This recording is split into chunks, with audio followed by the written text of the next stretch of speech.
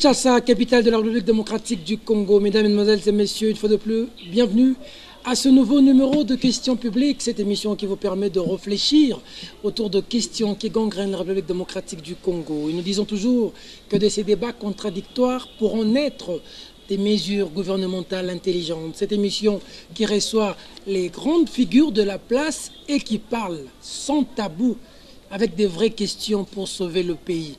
Vous nous suivez à Kinshasa, vous nous suivez à Brazzaville, vous nous suivez de par le monde sur YouTube, tous les Congolais de la diaspora. Nous vous disons un grand merci de cette marque de confiance que vous nous faites. Et merci pour cette grande équipe technique qui arrive à nous faire ce grand travail pour vous proposer cette émission. À Arnaud Massamba, à Ziko Bwanda, à Emma Ipungu, à Belgodor Mutombo, Louison Kiassi, sous la coordination de Bosco Kabombar. Aujourd'hui, une nouvelle émission, un nouvel invité, parce que l'actualité abonde, les marches du CLC, les morts d'un côté, la police qui réagit de l'autre. Que se passe-t-il aujourd'hui en République démocratique du Congo avec ce ballet diplomatique de chefs d'État? On parlait dans cette émission la machine à voter de Nanga, dans cette campagne où il invite les acteurs politiques. Il en a invité d'ailleurs un qui est sur ce plateau avec nous, avec qui nous allons décrypter l'actualité. Tous les sujets qui fâchent, même au sein de l'UDPS, nous allons décortiquer avec une figure de proue. Les uns l'appellent descendant d'Étienne Tshisekedi, de l'idéologie de Tshisekedi. Pour les autres, celui, d'ailleurs, par qui devrait passer les changements au démocratique du Congo. Le cacique, l'intransigeant, Valentin Moubaké. Bonjour. Bonjour. Comment vous allez? Je me porte bien, merci. Je vous présente comment aujourd'hui, descendant, comme je l'ai dit, de Tshisekedi, toujours conseiller politique de Tshisekedi, ou probable président de l'UDPS? Non, je ne suis plus conseiller politique de quelqu'un qui n'existe pas. Mais il faut noter tout de suite que deux mois avant sa mort, le 25 novembre 2016, M. Tshisekedi m'avait nommé coordonnateur principal de l'équipe gouvernementale de l'UDPS. Donc une sorte de Premier ministre maison. Ça voulait tout dire. 2 semaines avant que nous commencions les négociations à la Cinco. Mais avant d'aller plus loin, permettez-moi d'abord de justifier ma présence depuis un certain temps dans votre journal, le vrai journal. Parce que vous faites du bon travail. Merci beaucoup. Et nous apprenons que vous faites l'objet de beaucoup de menaces. Oui. Des menaces barbares et même très vilaines de certaines, que dirais-je moi, de certains coins du pouvoir en place et qui essaient de vous intimider. Notre présence dans votre journal témoigne de notre soutien. Merci beaucoup. Trouvez dans notre présence ici le soutien dans tout ce que vous faites parce que vous faites du bon travail. Et je vous félicite parce que la peur a changé de camp. Bravo pour le travail que vous faites. Vous devez donc vous en féliciter. Merci et beaucoup. Nous tous ensemble. Merci beaucoup, ça me va droit au cœur. Alors, s'agissant de votre question, eh bien, nous sommes bien sûr les descendants idéologiques de M. Tshisekedi et nous en sommes fiers, puisque passer presque 3 décennies aux côtés d'un grand homme comme Tshisekedi et bénéficier sans discontinuité de sa confiance, ça veut dire que vous valez quelque chose de très grand. Et c'est ce que nous avons été très humblement aux côtés de ce grand homme-là. Nous nous en félicitons donc et nous avons pris l'engagement, et nous le réitérons aujourd'hui, de continuer l'œuvre qui nous a laissé, le travail de l'avènement d'un état de droit démocratique dans ce pays. C'est ça le travail que nous faisons. L'UDPS, hein? Vous êtes de quelle aile? Il n'y a pas d'aile à l'UDPS. El Chibala, El Félix Tshisekedi Tshilombo. Où c'est ces 2 ailes-là qui battent du plomb. Il n'y a pas d'aile à l'UDPS. On a vu une année de Tshisekedi chacun commémoré dans son coin. Hein? Oui, cela ne veut rien dire parce qu'il y avait d'autres messes aussi à travers le monde, à Bruxelles, à Kibombo, à Kamituga, à Bandolite, n'importe où. L'essentiel, c'est de savoir qui poursuit l'œuvre de Tshisekedi. Je ne peux pas me dire tshisekidiste comme certains se disent lumumbiste aujourd'hui en bradant les richesses du Congo. Lumumba est mort pour sauvegarder les richesses du Congo et le Congo entier. Tous ceux qui bradent l'UDPS avec le pouvoir, aux côtés du pouvoir ou insinueusement contre les valeurs démocratiques ne sont pas de l'UDPS. Ils ne peuvent pas se réclamer de Tshisekedi. Tshibala ne peut plus dire aujourd'hui qu'il est de l'UDPS. Mais comment peut-il être de l'UDPS? Il était porte-parole quand vous étiez là, Tshisekedi lui a fait confiance. Mais comment peut-il être de l'UDPS et continuer à fouler aux pieds le testament de M. Tshisekedi. En quoi faisant? Mais M. Tchibala, c'est un usurpateur. Et M. Kabound venait de faire des aveux. La personne qui avait été désignée, et nous le disons, sans état d'âme, sans rancune, ce n'était pas Tchibala. Et il le savait. C'est comme ça qu'au sortir de l'audience que M. Kabila m'avait accordée, j'avais dit Tchibala était de la maison, il connaissait la vérité. Je l'avais dit en son temps. Mais beaucoup de gens n'ont pas compris ce que je voulais dire par là. Tchibala a trahi la mémoire de M. Tshisekedi pour avoir trahi le testament, le tout dernier testament de M. Tshisekedi. Et donc, il ne peut pas se réclamer de Tshisekedi aujourd'hui. Il voulait le pouvoir, il voulait les biens matériels. Tout le contraire de la vie de M. Tshisekedi, eh bien, il a ça. Et c'est tout, qu'il reste dans son coin, qu'il ne se réclame pas de Tshisekedi. Pourquoi vous n'avez pas été Premier ministre pendant que c'est vous qui étiez le choix de Tshisekedi, selon Kabound? Eh bien, ce n'est pas seulement selon Kabound, c'est la vérité tout simplement qui a mis une année à sortir, parce que nous l'avions dit depuis tout le temps, les gens ne voulaient pas nous croire. En fait, tout simplement parce qu'après l'entretien avec M. Kabila, M. Kabila a vite constaté qu'après l'entretien avec moi, il avait en face de lui un autre Tshisekedi. Or, lui ne voulait pas que le pays aille dans le sens que Tshisekedi voulait. Il s'est rabattu sur le maillon faible qu'on appelle Bruno Tchibala. Et le résultat... Oui, mais on dit que cet entretien-là, c'est ce qui a fait que vous puissiez y laisser des plumes. Ça a touché à votre personnalité. Aujourd'hui, on dit que quand on parle de Moubaké, on dit oui, il était vraiment classique, mais Kabila l'a pris, l'a roulé vite fait, hein, comme Moubaké. Mais c'est tout à fait le contraire. Si j'étais dans les jambes de M. Kabila, je serais aux côtés de lui comme son Premier ministre. Le fait qu'il ait eu peur, entre guillemets, de Valentin Moubaké, pour se rabattre sur Tchibala. Ça veut dire que c'est Tchibala qui a été osmosé par M. Kabila. Et Moubaké, c'est un autre Tshisekedi qui a été mis de côté, tout simplement. C'est la preuve par excellence que je n'avais pas été voir M. Kabila pour négocier la primature. La primature m'avait été confiée par M. Tshisekedi, qui en avait les prérogatives selon l'accord de la Saint-Sylvestre. Et M. Kabila n'a pas voulu respecter cette dernière volonté de M. Tshisekedi. Et pour nous, ça s'est arrêté là. S'il voulait se rétracter aujourd'hui et vous reprenez, ça va marcher? Pour sauver quoi? Pour sauver l'accord, comme on dit, le respect intégral de l'accord. Oui, mais le Congo est où aujourd'hui avec l'accord? Il n'y a pas que cela, et je crois que nous allons en parler. Oui. M. Kabila a foulé au pied la volonté de M. Tshisekedi, la dernière volonté. À l'époque, il fallait diriger le Congo. Aujourd'hui, le Congo va à volo. Et donc, il a choisi ce qu'il voulait, c'est-à-dire faire la politique politicienne comme tout le monde, fouler au pied ce qui était convenu à Saint-Sylvestre, à la Cinco. Et maintenant, moi, je dis, je le laisse aller sur son chemin. Moi, je poursuis le mien et ça s'arrête là. Je ne suis pas une roue de réserve. Je ne suis pas une roue de réserve. Moi, je réponds de la volonté de M. Tshisekedi. Et à l'époque, cette volonté n'a pas été respectée et ça s'arrête là. Si aujourd'hui, ça ne va pas avec Tchibala, pour dire maintenant Moubaké venait, c'est en vertu de quoi? Ou Félix Tshisekedi, parce qu'on parle des rapprochements maintenant. Eh bien, moi, je ne suis pas l'actuel conseiller spécial. Je ne suis pas son a eu des contacts avec Félix. Je ne suis pas le porte-parole de Félix Tshisekedi. Posez-lui la question, mais moi, je ne suis pas une roue de réserve. J'ai été le premier ministre désigné par M. Tshisekedi. Tout le monde le sait, tout le monde l'a su.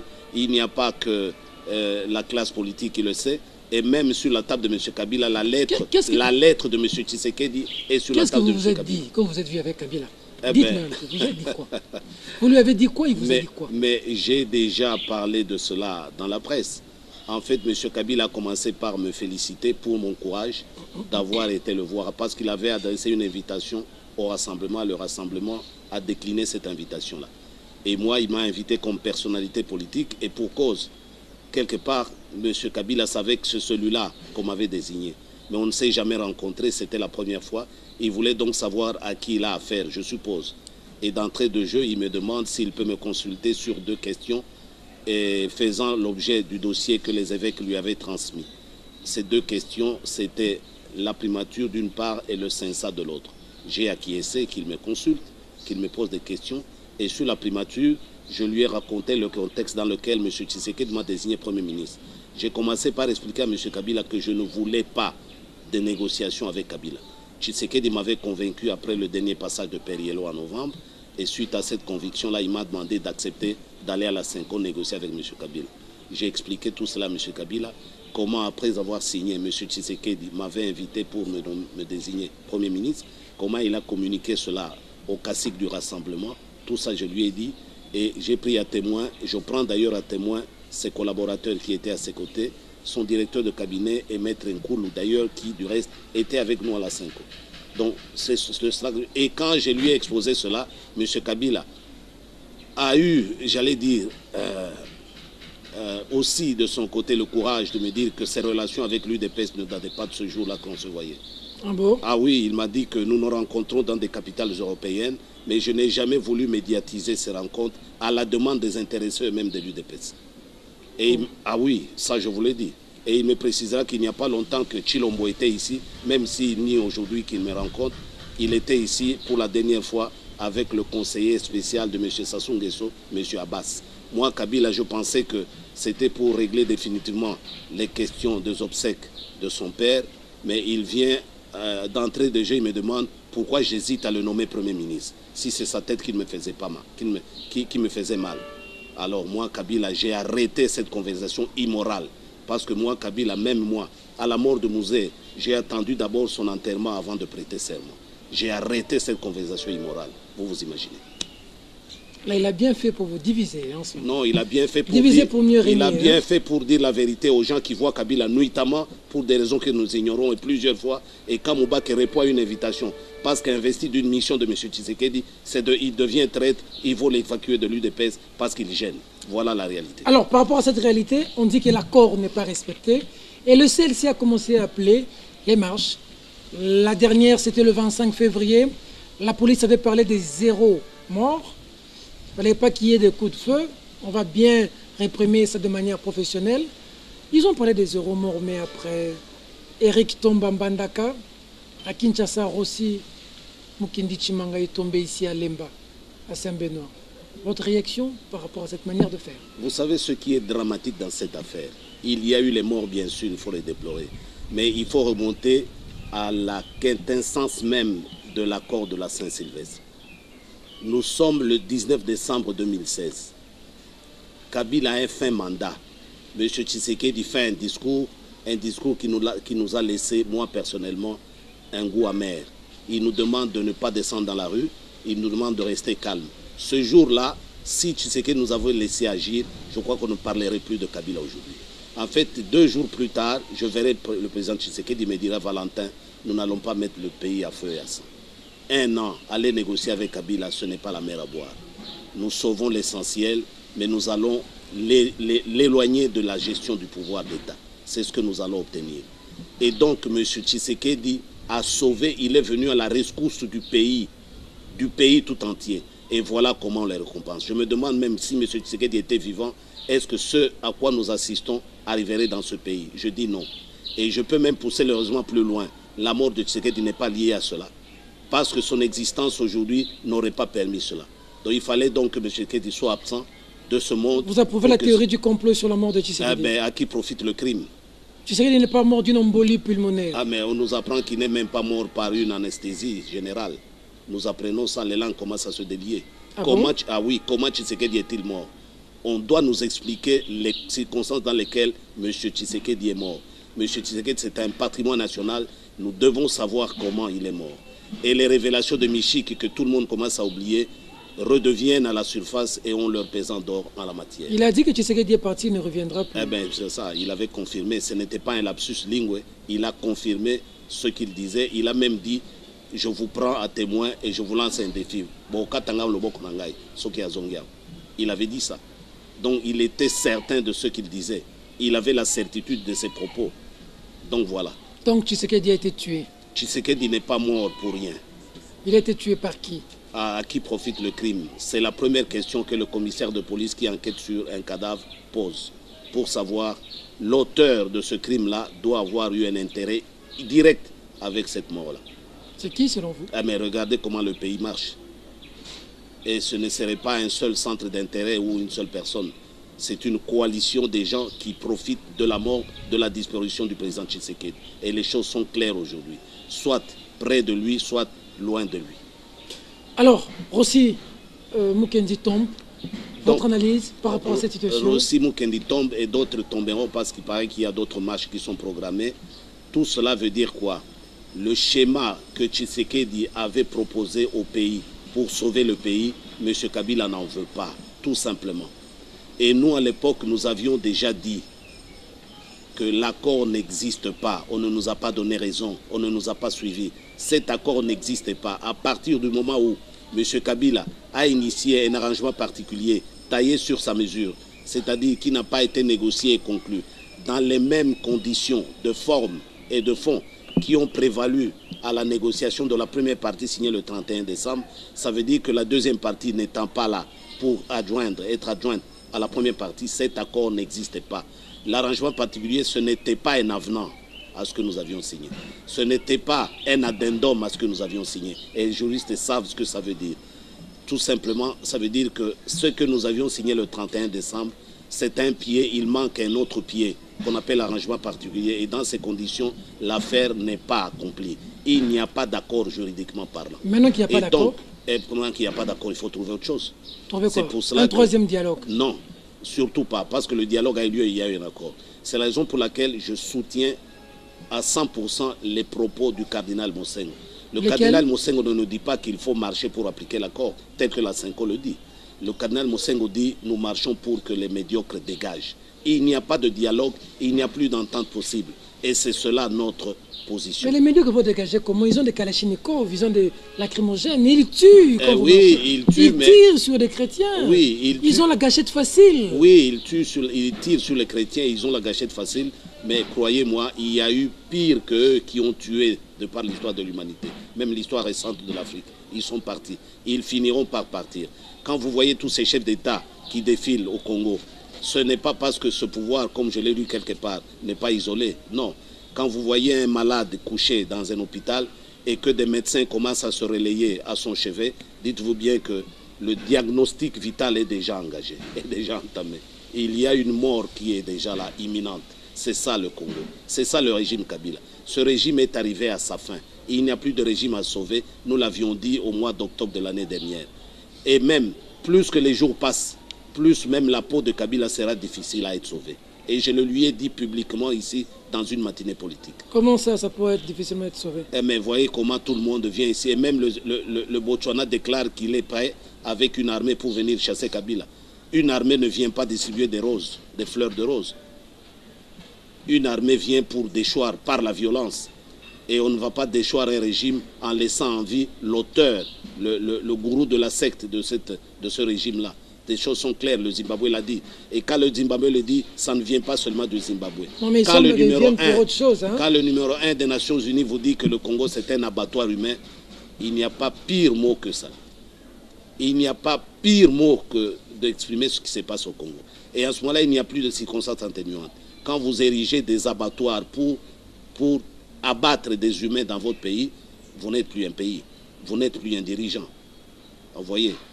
Quand on cherche des Kalachnikov dans l'Est pour défendre l'intégrité du territoire, en Ituri encore ce matin, 30 personnes viennent de tomber. L'armée ougandaise a fait incursion. Les gens tombent au Congo, hein, dans l'Est. Les gens peuvent se promener avec des vaches jusqu'au Kwango. Mais quand les gens marchent ici, là on voit la force de l'armée, de la police. Comment vous analysez cette situation? Non, c'est une situation que nous avons vécue de par l'histoire, peut-être pas contemporaine, mais moyenâgeuse, et j'en passe. Dans les pires dictatures, nous avons connu cela. Mais nous savons comment ces dictatures ont fini, de la même manière, dramatiquement. Et leurs dirigeants et leur régime, et leurs turiféraires qui entretenaient ce genre de situation. C'est ce qui arrive. Nous sommes des témoins, vous et moi, privilégiés, de l'histoire macabre de ce pays. Nous allons assister à ce qu'on appelait à la chute de Constantinople à l'époque. Nous allons assister à cela. Oui, mais il y a les élections, c'est pour bientôt. Il n'y a pas d'élection. On va même parler avec vous pour la machine à voter dont vous avez été invité. Il y a les élections au mois de décembre. Est-ce que vous ne pouvez pas attendre, demander vos marches au Moubaki, calmez-vous d'abord là-bas avec votre base. Allons aux élections, puisque vous avez une base, vous allez être élu. Pourquoi vous voulez les désordres? Donc vous êtes contre les élections. C'est comme ça que la majorité dit cap vers les élections. Mais nous avions eu des élections en 2006. Où est Bemba aujourd'hui, qui est allé crédibiliser ces élections? Il est à La Haye. Ce n'est pas parce que ces militaires ont tué en Centrafrique qu'il est là-bas. Parce qu'on tue chaque jour dans ce pays. Ce n'est pas parce qu'il est allé en Centrafrique. Les armées étrangères sont dans ce pays. Ils tuent au vu au-dessus de tout le monde. Le rapport mapping des Nations Unies vient d'être ressuscité. Vous savez, plus de 600 pages des massacres de 93 à 2003 dans ce pays. Qui ne connaît pas ce qui se passe dans ce pays? On n'a jamais arrêté personne. Donc Bemba est là, ce n'est pas à cause de ce qu'on dit. Mais il est là pour autre chose. En 2011, Tshisekedi a gagné les élections, vous connaissez la suite. Tshisekedi n'a pas exercé le pouvoir dans ce pays. Donc les élections ne sont pas une fin en soi dans la situation politique de ce pays. Et je voudrais que ceux qui nous suivent soient conscients de cela. Détrompez-vous. Les élections ne sont pas la solution aux problèmes que nous avons. La solution, c'est quoi? Et c'est pour cela qu'on veut nous amener à des élections vaille que vaille. Ah, c'est comme ça que Joseph Kabila a raison. Il dit qu'il faut réfléchir entre élections et développement. Non, non, donc il a raison. C'est tout à fait autre chose. Parce que vous dites que les élections ne sont pas... On ne développe pas un pays qui n'est pas dans les conditions normales de développement. Et le Congo a perdu tout repère comme un pays. Tout repère. Nous sommes un pays qui ne répond plus à la définition d'un pays. On devait avoir un territoire que nous contrôlons. Nous ne contrôlons pas. Vous venez de parler de l'Itourie avec des militaires ougandais. Je vous parle des Mbororo, je vous parle des éleveurs qui se baladent partout où ils veulent pour s'installer sans aucune forme de loi qui autorise cela. Et donc, nous ne sommes pas un pays sur le plan même du contrôle du territoire national. Nous ne sommes pas un pays sur le plan de la démographie de ce pays, de la population. Nous ne savons pas qui est Congolais, qui ne l'est pas dans ce pays. Vous venez de n'importe où vous arrivez, vous devenez Congolais, vous faites ce que vous voulez. Nous ne sommes pas un pays par rapport à un pouvoir qui n'existe plus. Aucune institution n'est légitime dans ce pays. Vous voyez donc, et le dernier critérium pour être un pays, être reconnu au niveau de la communauté internationale, quand des pays disent qu'ils vont venir chasser votre président pour installer la démocratie, c'est vous dire que vous n'êtes plus un pays par rapport à aucun critère de définition des politologues pour définir un pays. Dans ces conditions-là, commencez par redevenir un pays en quoi avant faisant? Hein? En quoi faisant? Mais c'est tout à fait simple. Nous disons qu'il faut remettre de l'ordre dans le pays. Les médiocres doivent dégager, comme l'a si bien dit le cardinal. Mais ils partiront comment? Ils vont partir, je vous prends... Le pouvoir, ça s'arrache. Oui, ça oui, se mais nous sommes en train... Kabila, c'est surarmé. Hein? Oui, ce n'est pas cette armée-là... C'est pas parce que Moubaki a dit 20 personnes, il va chasser Kabila. Ce n'est pas cette armée-là qui va tuer 80 millions de Congolais. Elle va tuer une dizaine Encore qu'il faudrait de Congolais. savoir que si vous avez 80 millions, parce que la majorité présidentielle est majoritaire, donc... Elle est majoritaire en Elle a la majorité de la population. Elle est majoritaire dans les couleurs des bérets rouges. On a vu les bérets rouges qui sont partis. Et ça s'arrête là.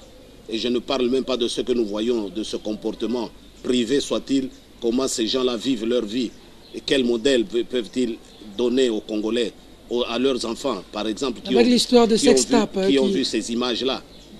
Avec tout ce modèle-là, biaisé et noirci, je ne sais pas quelle image ils vont donner. Donc ça veut dire que ce combat multiforme est en train de produire des résultats. Monsieur Kabila et son régime ne vont pas tuer 80 millions de Congolais. Nous avons déjà l'indignation au niveau mondial et c'est déjà beaucoup.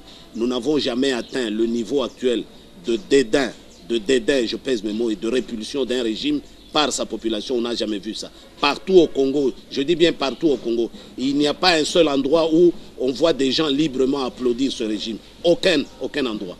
Et donc, un régime comme celui-là est voué à la disparition. Et ça ne peut plus durer longtemps. C'est pour bientôt. Et M. Peter, faites-moi confiance. Est-ce qu'un cardinal doit prendre un camp de Moubaki et dire qu'il faut chasser les médiocres? Une église et un cardinal doivent être pour tout le monde. Mais oui, il n'a pas dit qu'il était contre qui que ce soit.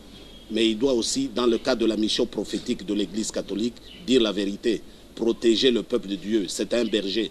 Et dans ce cadre-là, ne lui demandez pas d'être au milieu du village comme certains veulent argumenter. Au milieu du village, c'est-à-dire entre le mal et le bien. Lui, il doit être du côté du bien et pas du côté du mal. C'est ce qu'il a fait. Et ce que je lui exhorte à continuer à faire. Je lui demande de continuer à le faire, sans désemparer et sans discontinuité. On vous a invité à la CENI pour aller... On a vu le président de la CENI inviter l'UDPS, le MLC, l'UNC, tout le monde est passé. Comme personnalité politique, on vous a invité. Vous allez partir? J'ai reçu une invitation hier le 2 mars, tard le soir, qu'on est venu me remettre ici pour une invitation prévue pour mardi à 14h. Et on nous demande... Mardi 6 mars, hein? Mardi 6 mars. Et il me demande, Nanga, qui a signé l'invitation, le président de la CENI, d'échanger sur le processus électoral. Il se réfère pour cela à un paragraphe de l'accord global inclusif de la CENCO, le paragraphe 4 romain.1. J'ai lu ce paragraphe, mais je lui rappelle le paragraphe qui suit juste après, 4 romain 5. Ce paragraphe est très clair. À la CENCO, sur la CENI, nous avons dressé un constat que l'impartialité et l'indépendance de la CENI n'étaient pas à l'ordre, n'étaient pas avérées. L'impartialité et l'indépendance de la CENI n'étaient pas avérées. Et donc la confiance entre la CENI et les différents compétiteurs politiques n'était pas avérée, n'était pas acquise, la confiance. Je cite les mots de cette disposition-là. Voilà le dispositif qui argumente. Et nous disons alors, pour regagner cette confiance-là entre la CENI et les différents compétiteurs politiques, la CENI doit être redynamisée dans les plus brefs délais. Nous sommes le 31 décembre 2016, oui, dans les plus brefs délais. Et cette redynamisation doit concerner aussi bien les structures, suivez-moi, de la CENI que son fonctionnement et même le renforcement de sa capacité interne pour une bonne gestion et la transparence dans les opérations préélectorales et électorales. Un peu plus haut, nous avions dit qu'il fallait diligenter un audit externe sur la gestion de la CENI. Vous vous rappelez, des banques de la place ici avaient détourné... Ah ben c'est vous qui le citez. J'ai l'information. Pour pouvoir détourner les fonds de la CENI. Tout ce que nous avons demandé sur la CENI dans l'accord n'a jamais été respecté. Donc la CENI doit commencer par le point de commencement, sa redynamisation, parce qu'elle n'inspire pas confiance. Avant d'éviter les gens de faire du folklore n'importe quoi. Et Moubarak ne peut pas aller à la CENI qui, dans sa configuration actuelle, par rapport à l'accord, n'est pas dans des conditions satisfaisantes. Vous refusez de partir? Je refuse d'y aller aussi longtemps que la CENI va demeurer dans la configuration actuelle qui ne correspond pas à ce que l'accord a exigé. Vous n'auriez pas dû partir et puis poser les problèmes là-bas et pour revenir? Quel est le problème là? C'est toujours ça qu'on dit de nous. De la même manière que vous êtes parti voir Kabila. Congo. Vous voyez aussi Nanga, oui, peut-être qu'il va vous entendre comme Kabila vous a entendu. Moi j'ai été voir Kabila parce que investi d'une mission de Tshisekedi. Je n'ai pas été investi par Tshisekedi pour aller voir Nanga. J'étais à la... Maintenant que Tshisekedi est mort. Mais la Senko, nous avons un accord. Nous avons un accord. La CENI a cet accord. Nanga, avec sa CENI, était à la Senko. Et nous lui avons parlé. Et il a lu l'accord, ce que nous avons exigé. Et Nanga le sait, que Nanga ne travaille pas dans une bonne harmonie avec les desiderata de la population. Et tant qu'il en sera ainsi, par rapport à ce que nous avions exigé, vous savez l'arrangement particulier, l'accord, on parle de dissipation politique, mais ça fait partie aussi de ces grandes mesures de dissipation politique. Comment vais-je aller moi aux élections quand ces élections sont confisquées par un bord politique? Nous écrivons dans l'accord qu'il n'y a pas confiance entre la CENI et les différents compétiteurs politiques. Nous écrivons dans l'accord, et les gens de la majorité étaient là, ils ont signé. Nous écrivons dans l'accord que la CENI n'est pas impartiale, la CENI n'est pas indépendante. Dans l'accord, vous imaginez. Et aujourd'hui, je vais moi me balader, aller voir Nanga pour lui dire quoi? Qu'il dégage, tout simplement. Qu'est-ce qu'il va me montrer? La machine me convainc que la machine a voté. La machine a voté. Mais les fabricants de ces machines ont émis des réserves pour ne pas dire ils ont rejeté ces machines. Quand la superpuissance technologique de ce monde nous recommande de ne pas utiliser cette machine, ça veut dire quoi? Les États-Unis d'Amérique. Eh bien, pour ne pas la citer. Pour ne pas les citer. C'est le rejet. Et à partir de ce moment-là, on nous dit non, s'il n'y a pas machine, il n'y a pas élection. Eh bien, vous allez disparaître avec votre... Il n'y a pas élection s'il n'y a pas de machine par rapport au... Eh bien, il n'y aura pas de machine. On va voir qui va triompher entre la population. Rossi disait, le peuple gagne toujours. Et c'est le moment... Oui, c'est le moment de le paraphraser. Le peuple ne perdra pas ce combat. Et d'autre part, on nous dit, eh bien, il faut demander l'expertise telle que la Senko l'a demandé. Et là, je regrette beaucoup. On ne peut pas expertiser 50 000, 60 000 machines. Certifier ces machines. Mais les certifier comment? Parce qu'il y avait 60 000 bureaux de vote la fois dernière. D'en fait donc 60 000 machines. Vous allez les expertiser comment? 60 000 machines. L'expertise en pareille circonstance procède à l'échantillonnage. M. Nanga et M. Kabila vont vous donner une centaine de machines qu'ils vont faire fabriquer selon les normes. Et après, ils vont passer commande de 49 000 autres machines truquées. Et vous allez devenir ridicule à ce moment-là. L'échantillonnage n'est pas la solution ici, c'est le rejet. Et j'ajoute un autre argument. Vous savez, dans le monde de consommateurs, il y a un principe, quand vous ne connaissez pas les conséquences immédiates de l'utilisation, de consommation d'un produit, c'est le principe de précaution. Ils vont rejeter ce produit. C'est le principe qui est appliqué par les pays sur ce qui concerne les OGM, par exemple. Les conséquences sur l'environnement, sur la santé humaine, eh bien, le principe de précaution exige qu'on rejette tout simplement l'utilisation. On rejette et puis après, qu'est-ce qui arrive? Mais nous faisons ce que nous avions fait en 2006 et en 2011. Des élections catastrophiques? Ah non, les élections étaient catastrophiques par certains ont voulu qu'elles soient catastrophiques. Il n'y a jamais eu... Mais et donc il faut éviter les erreurs du passé. Et les donc erreurs il faut une machine qui vienne nettoyer tout ça. Les erreurs ne viennent pas de la machine, mais de l'homme qui manipule la machine, et encore la preuve. Le cardinal, à l'époque, déjà en 2011, vous disait les résultats qui étaient publiés 3 jours après le début de la publication. Ces résultats n'étaient ni la vérité ni la justice. Ni conforme à la vérité et à la justice. Ni conforme à la vérité ni à la justice. Et nous le savions, nous le savions. Il a commencé avec Kabila depuis longtemps, hein, le cardinal. Non, ce n'est pas depuis seulement là-bas. Il a commencé même avec Mobutu. Moi, j'étais son rapporteur pendant 5 ans. Le rapporteur du Haut Conseil de la République issu de la CNS. J'étais avec Monsengo. Ah, le complot a commencé depuis longtemps. Nous étions 5 personnes, pour vous rafraîchir la mémoire. Oui. Le cardinal Monsengo, Papa Iléo, paix à son âme, Lutundu la Apala, Kinké la paix à son âme et Valentin Moubake. Et dans notre constitution de l'époque, tous les documents pour être valables qui sortaient de ce Parlement-là, selon notre règlement intérieur, devaient être signés par Monsengo et Moubake. Et j'ai fait ça pendant 5 ans aux côtés du cardinal Monsengo, aujourd'hui Monseigneur à l'époque. Donc il n'a pas commencé aujourd'hui. Je sais comment il a mené son combat. Vous voulez pas vous rejeter. je lui demande de tenir bon. D'accord. Vous ne voulez pas vous rejeter après. Il n'y a pas d'élection. Qu'est-ce qui arrive? Qui devient président? Mais mon cher ami, cette question-là, vous savez, elle m'offusque chaque fois qu'on me la pose. C'est Kengo 80 millions ou c'est de Congolais. 80 millions de Congolais. C'est Kengo. Donc tout ce travail ce sera fait pour Kengo alors. J'ai déjà vu Jeune Afrique qui vient de brosser son portrait. Hein. Kengo peut bien mijoter ce qu'il peut mijoter. Kengo ne dirigera pas. Mais si vous chassez Kabila, c'est Kengo qui constitue. Là, vous n'allez plus respecter la Constitution parce que ça vous arrange. Mais la Constitution n'existe plus dans ce pays. Nous sommes déjà hors Constitution. Nous n'avons pas d'élection depuis 2016, à la fin du mandat. Aucune institution n'est valable. Aucune. Nous sommes dans quelle Constitution? Nous ne sommes plus dans la Constitution. Si Kabila partait, vous réussissez à chasser Kabila. Dans un régime spécial. Ça va faire quoi? Vous allez regarder de nous, vous allez faire comment? Oui, mais la prise de la Bastille a donné lieu à quoi? Tout à fait autre chose. C'est cela. Le peuple va se décider sur l'après-Kabila. Et du reste, nous sommes déjà dans l'après-Kabila. Quand vous voyez tout ce balai diplomatique, nous sommes dans l'après-Kabila. Un mot par rapport à ce balai diplomatique, ça augure quoi? Ça augure la fin du régime, ça augure une fin, la recherche d'une solution paisible au départ de M. Kabila et de la fin de son régime. Et j'espère qu'il va comprendre qu'il n'y a pas de résistance possible devant une telle grogne, qu'elle soit interne ou externe. Ce n'est plus possible.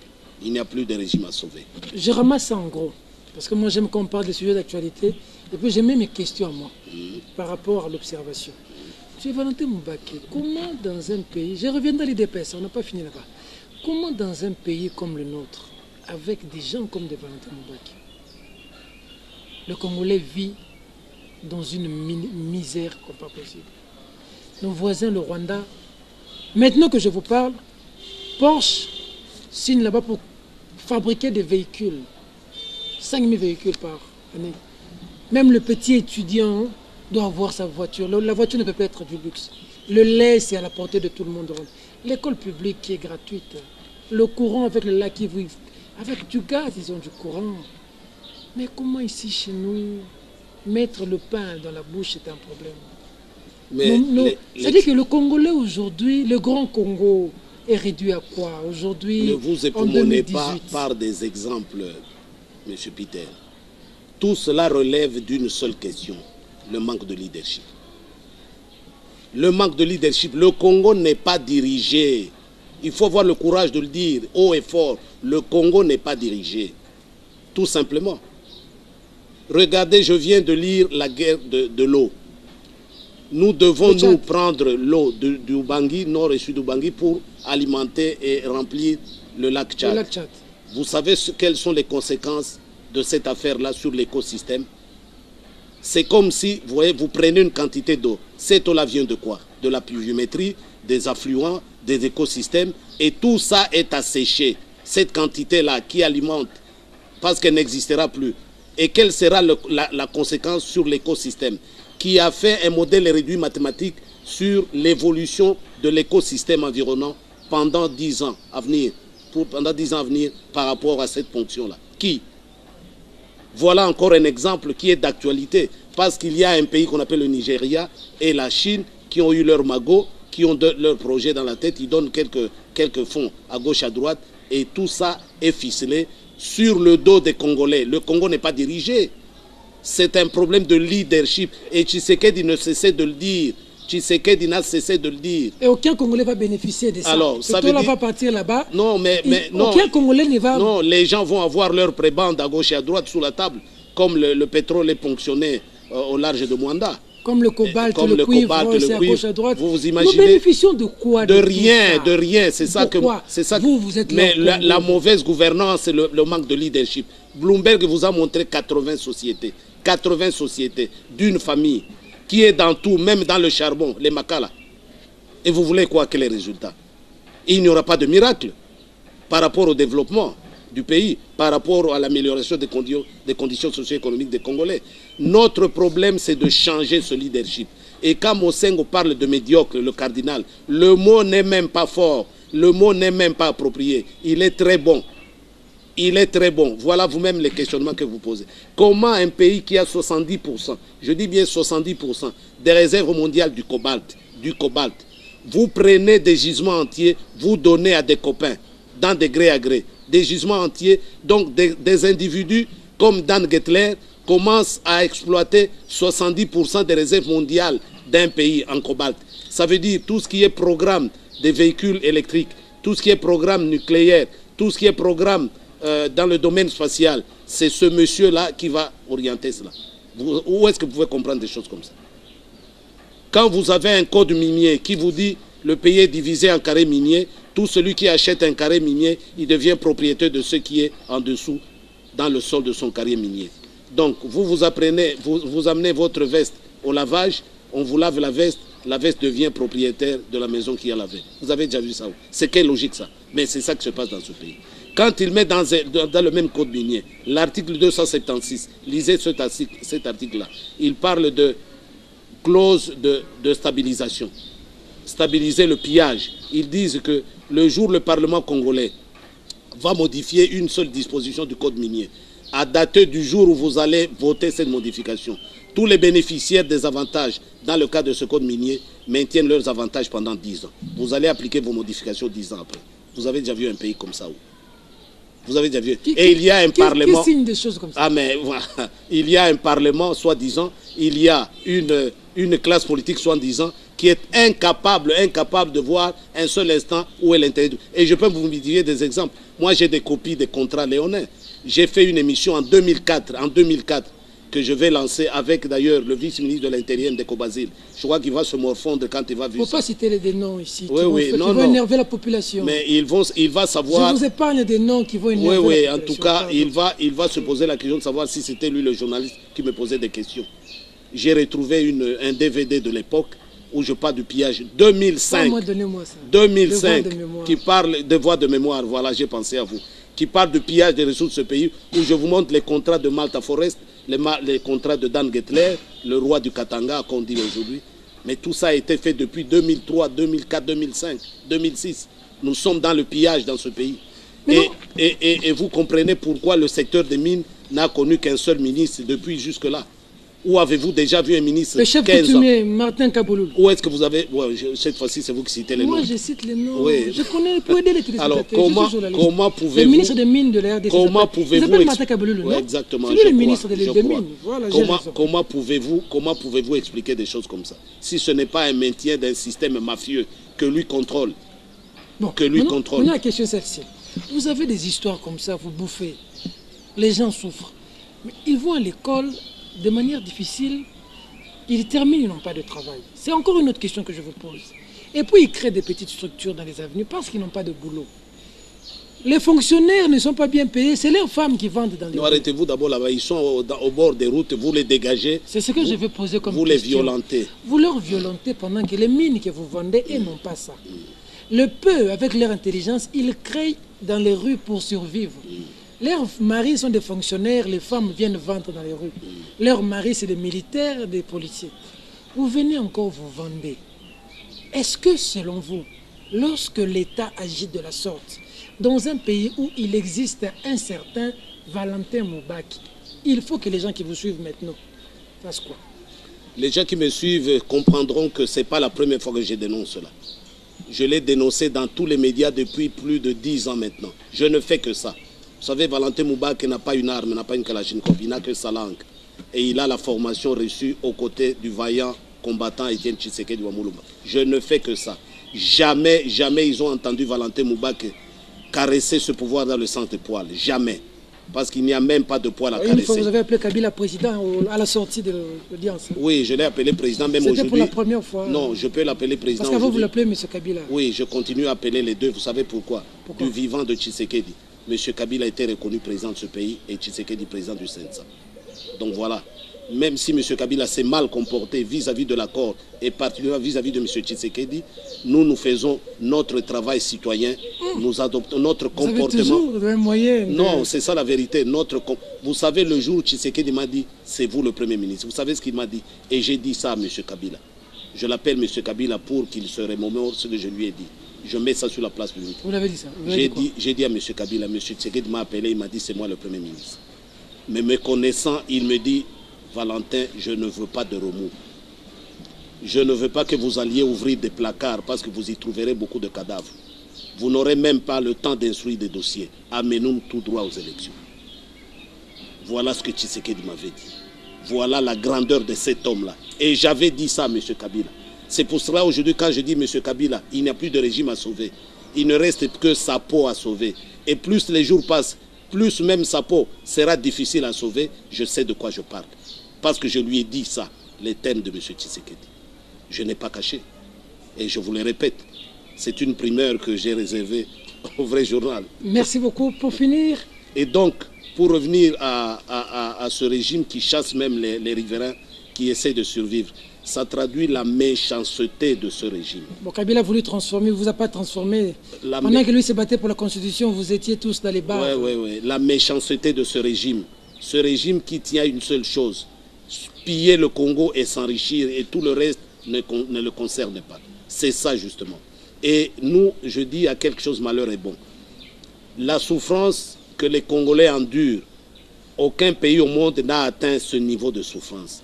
Ça veut dire qu'il fallait aussi que les Congolais vivent cela pour qu'ils se réalisent leur responsabilité dans la débâcle de ce pays. Parce qu'on n'a que de régime que l'on mérite, disait un philosophe. Nous avons mérité cela. Nous avons passé notre temps... Nous avons mérité ces médiocres. Nous avons mérité ces médiocres parce que nous avons passé notre temps à boire et à danser. Chaque jour qu'il y a un match au Stade des Martyrs, regardez comment les gens vont là-bas. Mais convoquer un débat à la télévision, ils cherchent là où est la musique, là où on va boire, là où on va danser. Ça veut dire les Congolais, c'est la bière, les femmes, les voitures. Voilà. Donc ça veut dire qu'il fallait que nous soyons au creux de la vague pour comprendre que nous sommes en train d'être broyés.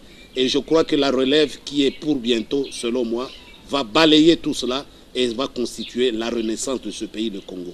Mais encore une fois, ce ne sont pas les élections qui vont nous remettre sur pied. C'est quoi? Nous devons remettre le Congo sur les rails.